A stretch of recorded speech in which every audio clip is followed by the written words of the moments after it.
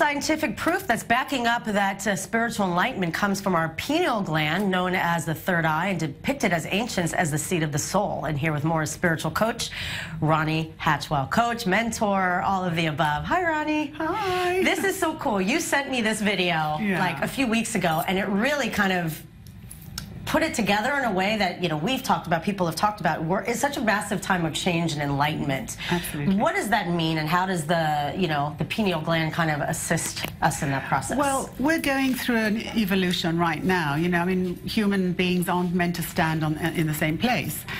But we were being used to using our 5 senses up till now, and it's very limiting because, we see, we smell, we hear, but what?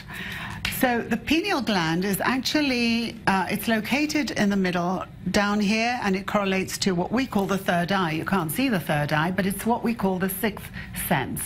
That means that it's seeing beyond what the 5 senses see. And what's happened is that, I mean, this is a secret that they've known in ancient Egypt. They know it in the Vatican. Everywhere you go in the Vatican, you see this pine. Right, and no one knew what it was. Yeah. I want to continue this because we actually have a clip from this video talking about just this. It's fascinating. Amazing. Fascinating. Yeah. Many ancient esoteric traditions and mystical schools knew of the potential of the pineal. The ancient Greeks believed it to be our connection to the realms of thought. Buddhists know it as a symbol of spiritual awakening. In Hinduism, the pineal connects with the third eye chakra, the seat of intuition and clairvoyance. Jesus proclaimed that the eye is the lamp of the body, so then if your eye is clear, your whole body will be full of light.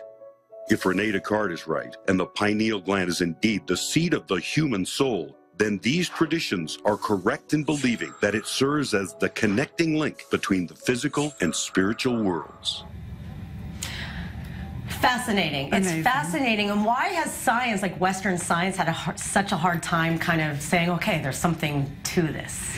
Well, because somebody who deals in the spirit just has to say, I've had an experience, and he believes it, and he doesn't have to prove anything. A scientist has to prove it. He has to say, look, I can see it, it's here, I'm holding it, it's tangible. But what's happened now is that science has come to a point where it has to start correlating what the spiritual world has been saying all along, because they've reached a standpoint. That's what quantum physics is, We say a mirror, what I give out comes back to me, so they have to show a mirror, light going on it and coming back. They have to prove it. It's not that they're behind, it's just that they need to understand. Spiritualism doesn't have to understand, it only needs to experience. And know. And know. But the knowingness comes from a belief that lives within you. You already have it. You come in with it and you're open to it.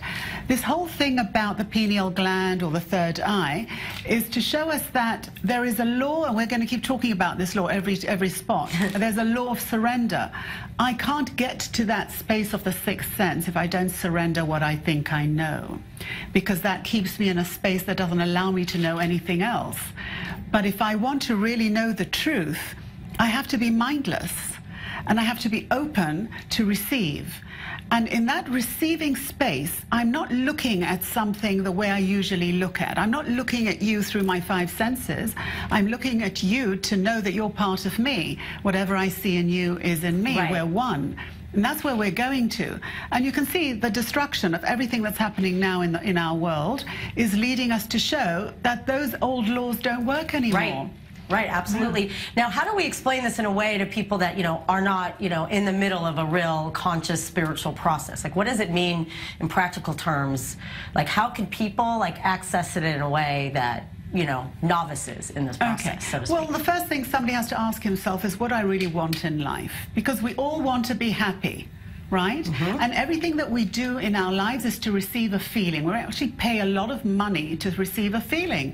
We want to buy a new car because we want to receive a feeling. But guess what happens?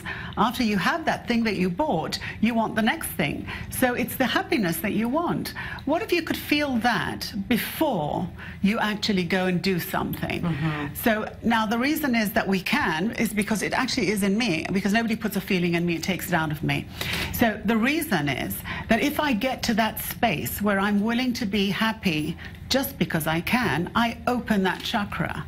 Now I can start receiving. And then it's about trusting what your intuition is telling you and getting your brain being like, what is this? I love it, and I love how it's like tied in. I mean, how did ancient Egypt know this stuff? It's unreal. They were not of this world. They weren't of this world. They were. But how does the Vatican know? That's what I want to know. And all the portrayals of the light and the halos, and it's so cool. As we learn more, it's going to tie in every religion. Thank you, Ronnie. Thank you. Cool stuff. And.